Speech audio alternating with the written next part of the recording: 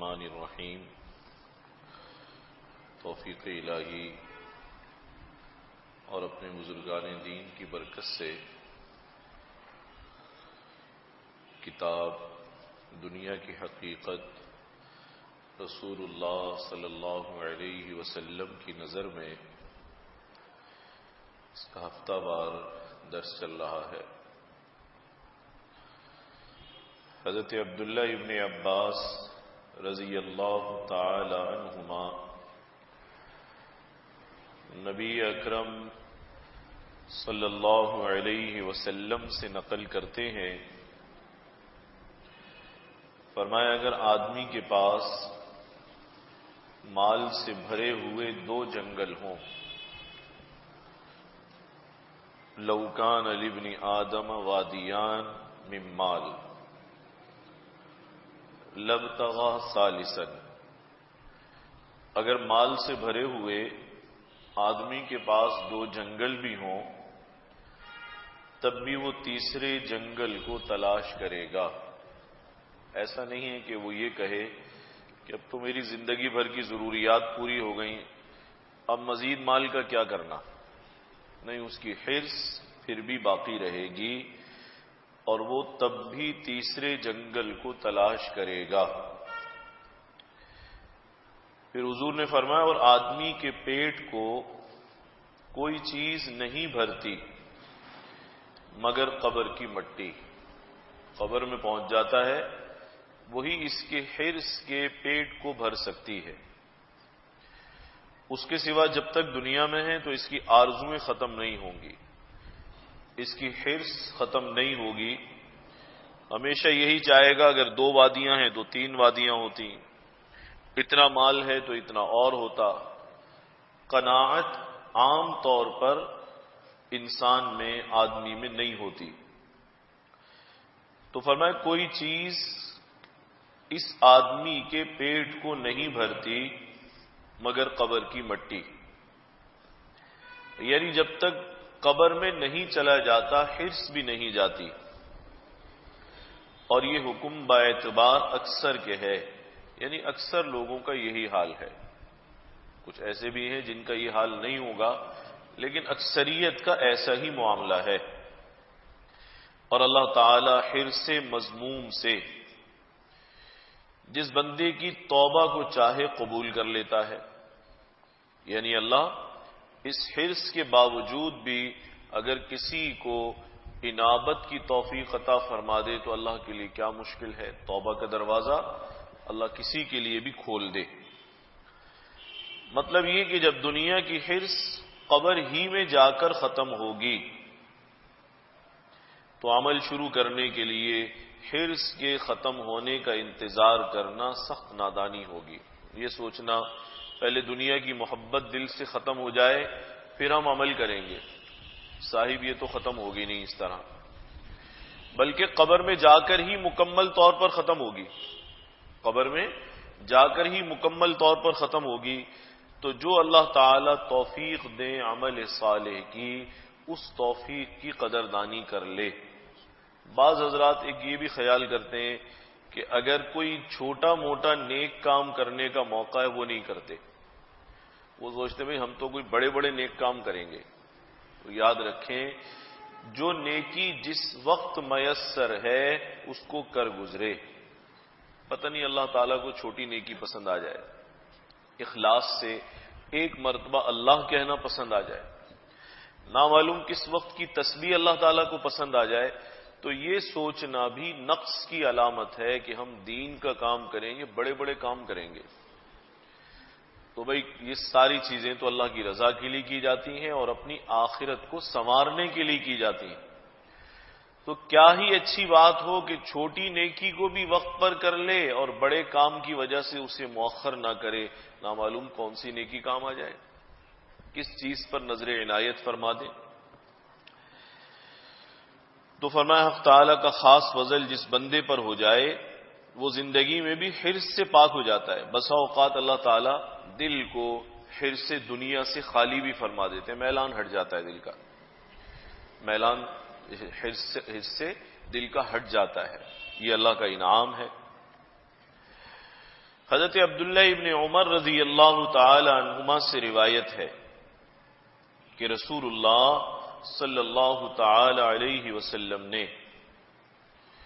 میرے جسم کے کسی حصے یعنی میرے دونوں مونڈوں کو پکڑا، جیسے حسب عادت شریفہ آپ نصیحت کرتے وقت پکڑتے تھے۔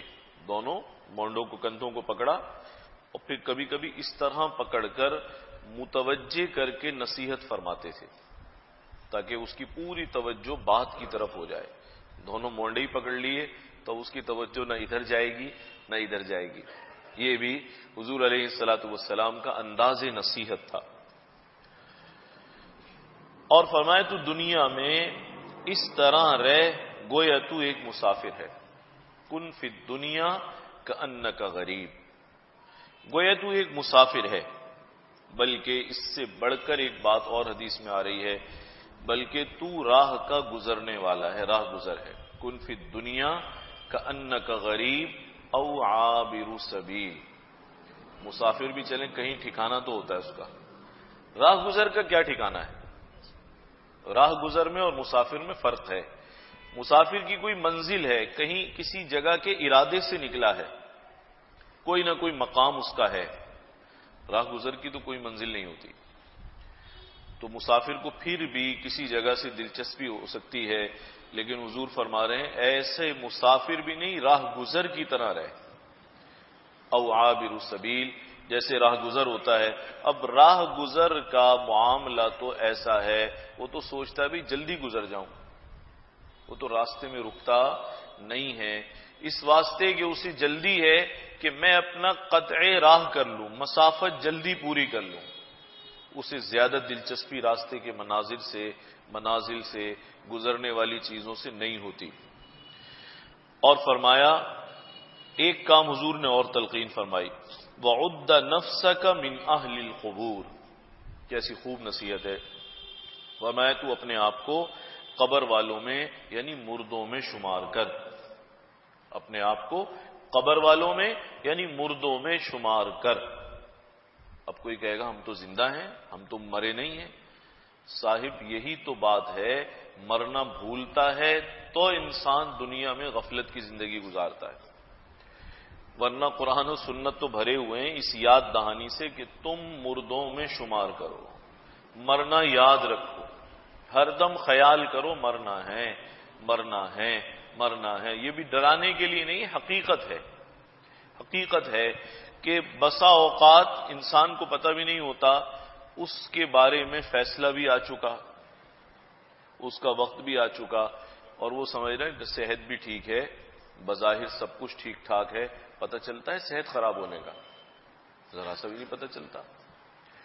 یہ بھی معلوم نہیں ہوتا، کوئی علامت بھی ظاہر نہیں ہوتی، کسی بات سے بھی اندازہ نہیں ہوتا کہ یہ آدمی 2 دن کا مہمان ہے یا 4 دن کا مہمان ہے یا 10 دن کا مہمان ہے یا چند گھنٹوں کا مہمان ہے، کچھ بھی پتا نہیں چلتا۔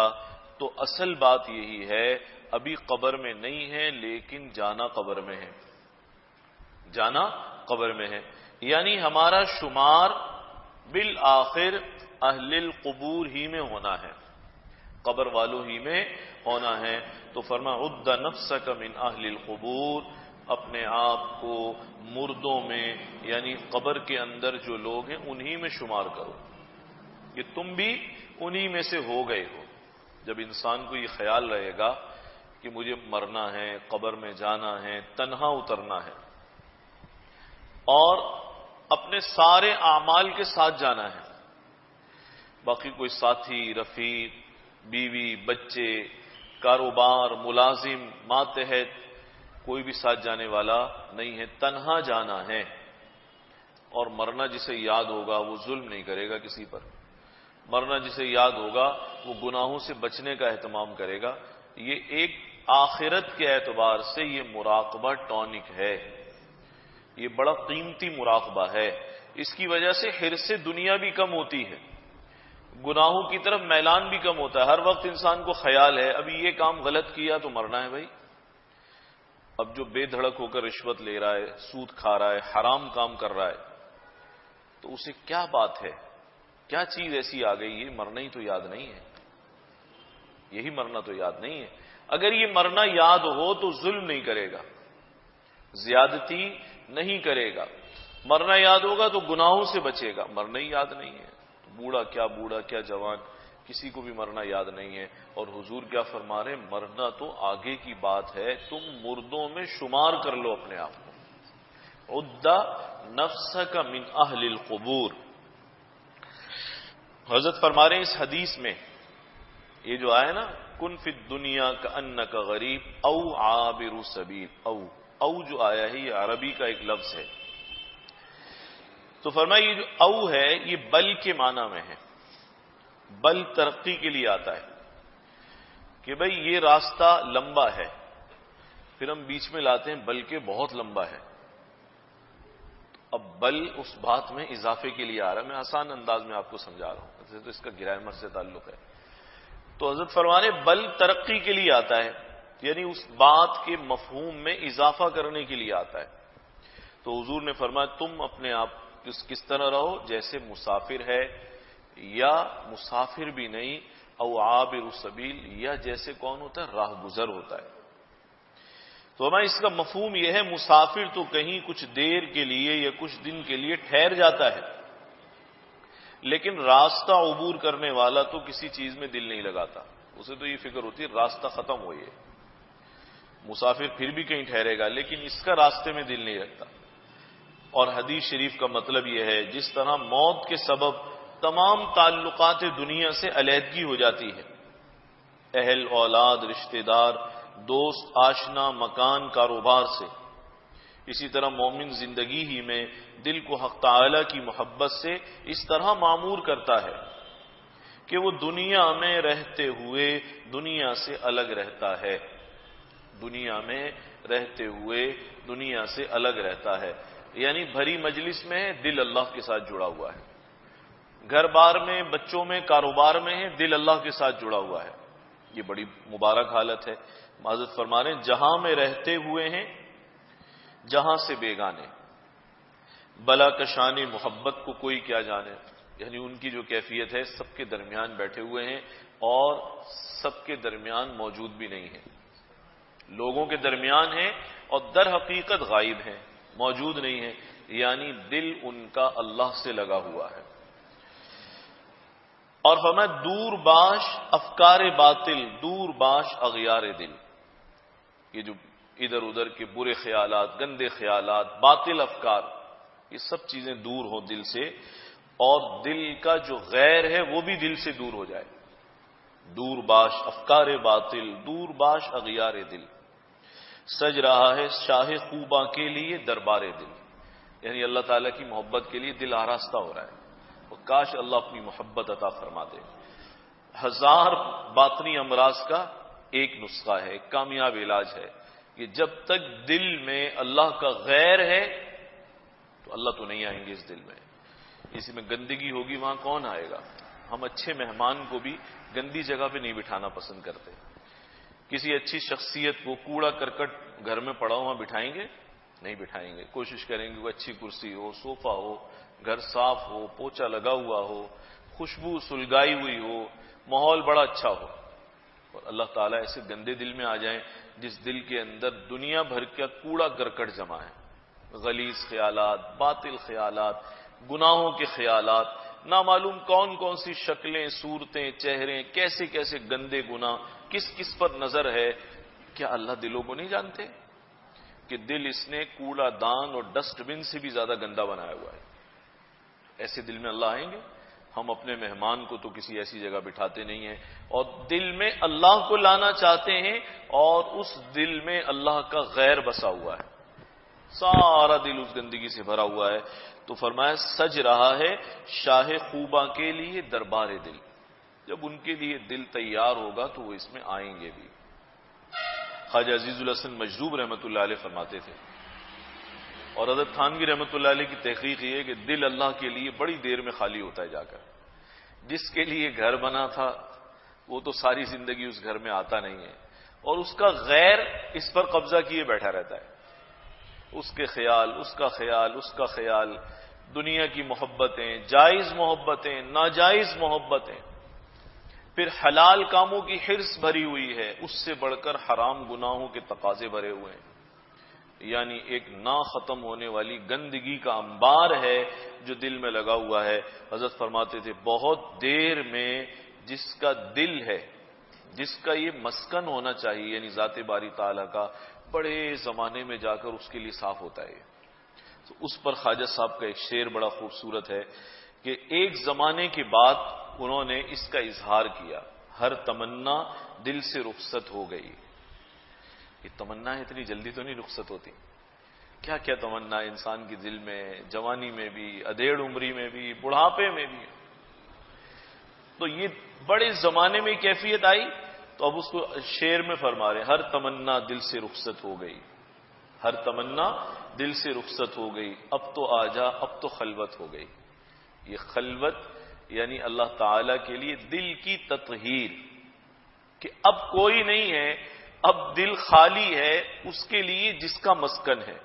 کیسا عمدہ شعر ہے، ہر تمنا دل سے رخصت ہو گئی، اب تو آجا اب تو خلوت ہو گئی۔ یہ خلوت نہیں ہوتی، جس کو ہم بلانا چاہتے ہیں اس کے لیے بندوبست کوئی بھی نہیں ہے، صفائی بھی نہیں ہے، گندگی بھی ہے، گناہوں کے خیالات بھی ہیں، حرام تعلقات بھی اندر بھرے ہوئے ہیں، اور چاہتے ہیں اللہ تعالیٰ اس دل میں آ جائیں۔ کیسے ظلم کی بات ہے، کس گندی جگہ میں کس ہستی کو بلا رہے ہیں۔ فرمایا خود کو اور تمام اہل و عیال اور دولت اور مکان کو اللہ تعالیٰ کی ملکیت سمجھتا ہے، نہ تو اس کے ہونے سے اتنا خوش ہوتا ہے کہ خدا کو بھول جائے، نہ ان کے لیے حرام اور مکروہ فعل کرنے لگے، نہ ان کے جانے سے اتنا غم کرتا ہے کہ آخرت سے غافل ہو جائے، آخرت سے غافل ہو جائے، یا حق تعالیٰ کی طرف سے شکایت پیدا ہو۔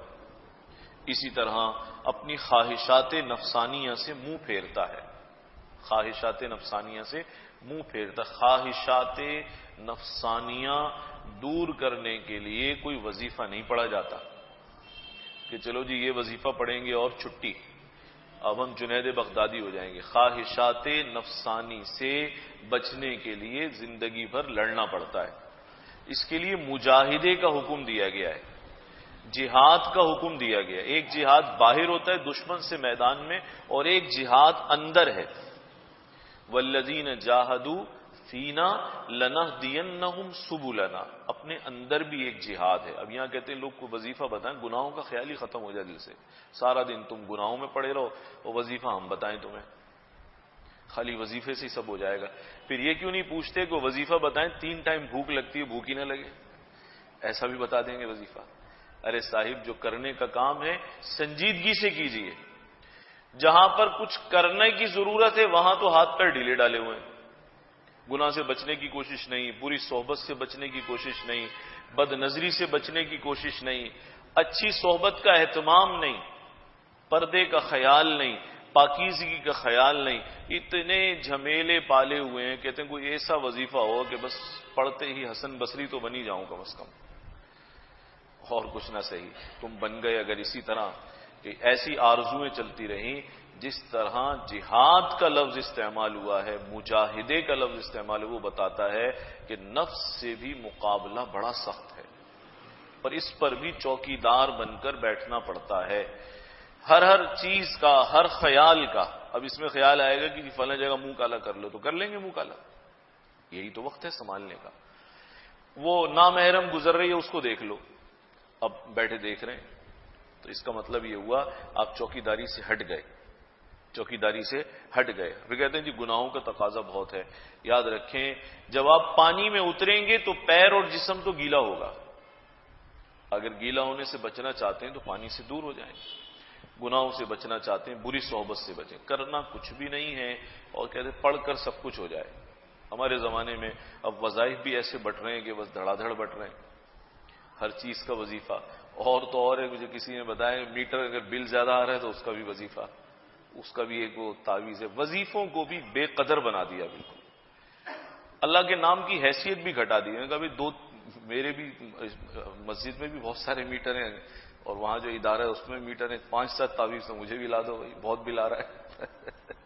کیا پاگلوں والی بات ہے، یعنی آپ یہ ذرا سوچئے، بجلی ہم استعمال کریں اور تعویذ سے میٹر الٹا چلے، عقل میں آنے والی بات ہے؟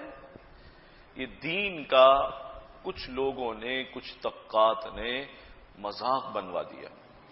جیسے ہمارے یہاں چند سال پہلے وہ سلسلہ چلا تھا، بعض لوگ باقاعدہ دین کا مذاق بنوا دیتے ہیں، اس کے بعد جب بات نہیں سنبھلتی تو ادھر ادھر ہو جاتے ہیں. کچھ زمانہ پہلے 8-10 سال پہلے بڑی مصیبت چلی تھی، سکھر میں بھی وہ لوگ آ رہے تھے کہ جی اس مرید کو ہاتھ لگائے تو یہ کلا بازیاں کھا رہے ہیں، اس کو ہاتھ لگائے تو وہ کلا بازیاں. چلا تھا نا یہ سلسلہ، پوری دنیا میں مذاق بن گیا، تماشا بن گیا پوری دنیا میں. اب وہ سارے جو جھٹکے اور بجلی اور کرنٹ اور وہ جو سب غائب ہو گئے، اب نہیں کرتے یہ کام. اب کیوں نہیں کرتے؟ لوڈ شیڈنگ ہو رہی ہے، اب کیا مسئلہ ہے؟ اب اس لیے نہیں کرتے کہ جو مذاق بنوانا تھا بنوا لیا، ساری دنیا میں تماشا بن گیا. لوگوں نے سوال کرنا شروع کر دیا، کیا حضور علیہ الصلاۃ والسلام سے بھی کبھی ثابت ہے کہ کسی صحابی کو ہاتھ لگایا وہ بے ہوش ہو گیا ہو، غشی طاری ہو گئی ہو، یا وہ گرنے لگے ہوں، مجمع پلٹ جاتے ہوں، پیر صاحب بڑے خوش ہیں بھائی دیکھو اس کو دیکھا تو وہاں گرا، اس کو دیکھا تو وہاں گرا، اس کو دیکھا تو وہاں گرا. ارے تمہارا کام گرانا نہیں ہے، گرتوں کو سنبھالنا ہے. صاحب اپنا کام بھی بھول گئے آپ. اس قسم کی فضولیات.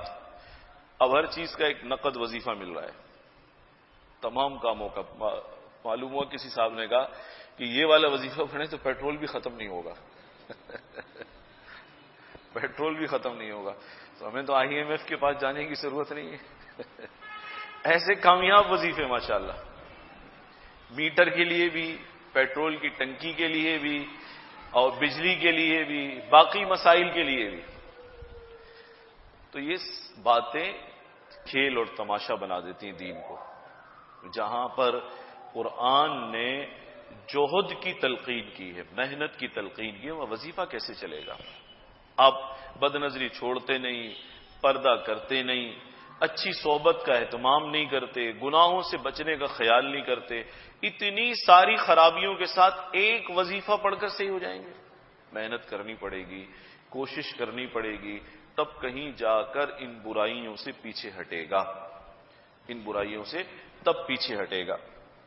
فرمایا اسی طرح اپنی خواہشات نفسانیہ سے منہ پھیرتا ہے اور دل میں اس کے کوئی مطلوب اور محبوب اور مقصود سوائے حق تعالی شانہ کے نہ ہو، اور موت کے سبب تو مجبوراً گناہ نہیں کر سکتا، لیکن زندگی میں اختیار ہوتے ہوئے گناہ کو ترک کرتا ہے. کس طرح ترک کرتا ہے یہ سننے والی بات ہے. فرمایا گناہ کو ترک کرتا ہے صبر اور مجاہدے سے. گناہ سے جب بھی بچے گا صبر بھی کرنا پڑے گا، دل توڑنا پڑے گا نا اپنا. صبر سے اور مجاہدے سے، اس سے گناہ ترک کرتا ہے. بس ایسا شخص گویا کہ مردوں کے مشابہ ہے، تاریخ دنیا ہونے میں ہے تو زندہ، لیکن جیسے مردہ گناہ نہیں کر سکتا بیچارہ، ایسے گناہ نہیں کر رہا. گناہوں سے اس طرح اس شان سے بچ رہا ہے. فرمایا یہی شرح ہے موتو قبل ان تموتو کی، کہ موت سے پہلے موت کو تم اختیار کر لو قبل اس کے کہ موت آئے. بس اختیاری موت کا مفہوم بھی یہی ہے جس کی تشریح اوپر ہوئی، یعنی اپنے ارادے اور اختیار کو حق تعالی کی مرضی کے تابع بنا دے. دل تو ہر وقت چاہے گا گناہ کرنے کا، یہ خوب گناہ کرے، دن رات گناہ کرے، جب دل چاہے دل میں آئے، جہاں موقع لگے گناہ کر لے، لیکن اپنی مرضی کو، اپنی خواہش کو اللہ تعالی کی مرضی کے ماتحت کر دے، اللہ کی مرضی کے تابع کر دے. حضرت ابو سعید خدری رضی اللہ تعالی عنہ سے روایت ہے کہ نبی اکرم صلی اللہ تعالی علیہ وسلم نے اپنے سامنے ایک لکڑی زمین میں گاڑ دی، پھر ایک لکڑی اس کے پہلو میں اور ایک لکڑی ان سے بہت دور نصب کی. فرمایا کیا تم جانتے ہو یہ کیا ہے؟ صحابہ نے عرض کیا اللہ اور اس کے رسول ہی بہتر جانتے ہیں. آپ نے فرمایا یہ پہلی لکڑی جو سب سے پہلے زمین میں گاڑ دی تھی یہ انسان ہے، اور یہ جو دوسری لکڑی اس کے پہلو میں ہے یہ موت ہے. یہ انسان ہے اور یہ اس کی موت ہے.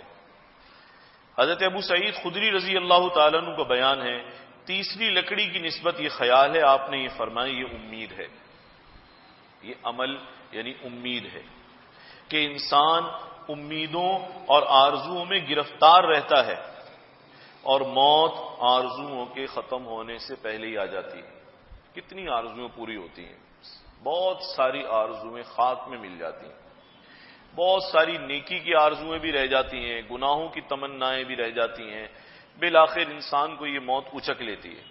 یعنی یہ چل رہا ہے آرزوؤں کے پیچھے اور اسے پتہ نہیں یہ برابر والی لکڑی موت کی صورت میں اس کے ساتھ ساتھ چل رہی ہے، اور اس بیچارے کو اتنی غفلت ہے، یہ بھی پتہ نہیں ہے کہ کس دن اس کے ساتھ ساتھ چلنے والی موت اسے پکڑ لے گی، اس کا بھی اسے کوئی اندازہ نہیں ہے۔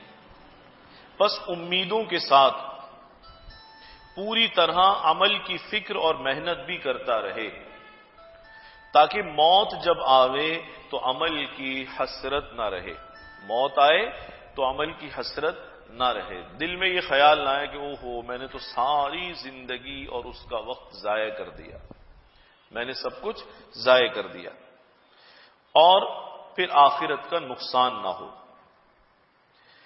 حضرت عمر بن شعیب رضی اللہ تعالیٰ عنہ اپنے والد سے اور وہ اپنے دادا سے روایت کرتے ہیں کہ نبی کریم صلی اللہ تعالی علیہ وسلم نے فرمایا، اس امت کی پہلی نیکی یقین اور زہد ہے، زہد کے معنی دنیا سے بے رغبتی، اور پہلا فساد بخل اور آرزو ہے۔ پہلی نیکی اول صلاح هذه الامہ الیقین والزہد واول فسادها البخل والعمل۔ پہلی نیکی یقین اور زہد، اور پہلی خرابی بخل اور لمبی لمبی امیدیں لگانا، یہ امت کا پہلا فساد ہے۔ یقین سے مراد یہ ہے حق تعالی کے رزاق ہونے پر یقین ہو، جیسے فرمایا گیا وما من دابۃ فی الارض الا علی اللہ رزقها، کہ زمین پر کوئی چلنے والا ایسا نہیں ہے جس کی روزی حق تعالی کے ذمہ نہ ہو، سب کی روزی اس کی ذمہ داری ہے۔ یہ ذمہ بطور احسان اور فضل کے ہے، نہ کہ وجوب قانونی کے طور پر۔ اور زہد کا مفہوم بے رغبت ہونا، کہ دنیا فانی سے پس جب حق تعالی کی رزاقیت پر یقین ہوگا، یہ یقین ہوگا کہ وہ رازق ہے تو دے گا بھی صحیح، اس نے ذمہ داری لی ہے، اس کی ذمہ داری کبھی غلط نہیں ہو سکتی، ضرور دے گا۔ تو جب یہ یقین ہوگا تو بخل نہیں کرے گا کہ اللہ نے جو میرے مقدر میں دینا ہے وہ دینا ہے، میں بچا کر کیا کروں گا۔ اور جب دنیا سے بے رغبت ہوگا تو زیادہ آرزو میں مبتلا ہو کر اعمال سے غافل نہ ہوگا۔ فرمایا اصول کے لحاظ سے 4 باتوں پر یقین ہو جائے تو دین کامل ہے۔ نمبر 1 اللہ تعالیٰ کی توحید پر یقین کہ بدون اس کے حکم کے کچھ نہیں ہوتا۔ نمبر 2 اللہ تعالیٰ کی رزق کی ضمانت پر یقین کہ اس نے ضمانت لی ہے، اب رزق مل کر رہے گا۔ نمبر 3 اللہ تعالیٰ کا اعمال نیک پر جزا اور اعمال بد پر سزا دینے کا یقین ہونا کہ اگر نیکی کروں گا اللہ تعالیٰ جزا دیں گے، گناہوں کے کام کروں گا تو اللہ نے سزا بھی دینی ہے، یہ تیسری یقین کی بات ہے۔ اور چوتھا اللہ تعالیٰ کا تمام اعمال اور احوال پر مطلع ہونے کا یقین ہونا، جو بھی کہہ رہا ہوں، جو بھی کر رہا ہوں، اچھے برے اعمال سب کو اللہ جانتے ہیں، اس کا بھی یقین ہو۔ 4 باتوں کا یقین، ایک توحید پر یقین کہ اللہ کے بغیر کچھ بھی نہیں ہوتا، دوسرے اللہ کے رزاق ہونے کی ضمانت پر یقین، اللہ نے کہا روزی دوں گا، اس پر یقین بھی کر لے، مانتے تو ہیں لیکن یقین نہیں ہوتا۔ اور تیسرے نیکی پر جزا اور گناہوں پر سزا اللہ دیں گے، اس پر بھی یقین۔ اور چوتھے اللہ تعالیٰ تمام احوال پر اور اعمال پر اور حالات پر مطلع ہیں، سب اللہ کو معلوم ہو رہا ہے ہم کس وقت کیا کر رہے ہیں، کون سا کام کس ارادے اور نیت سے کر رہے ہیں، اس بات پر اللہ مطلع ہیں۔ فرمایا ان 4 باتوں کا جس کو یقین ہوگا تو اسے دین کامل عطا ہوگا۔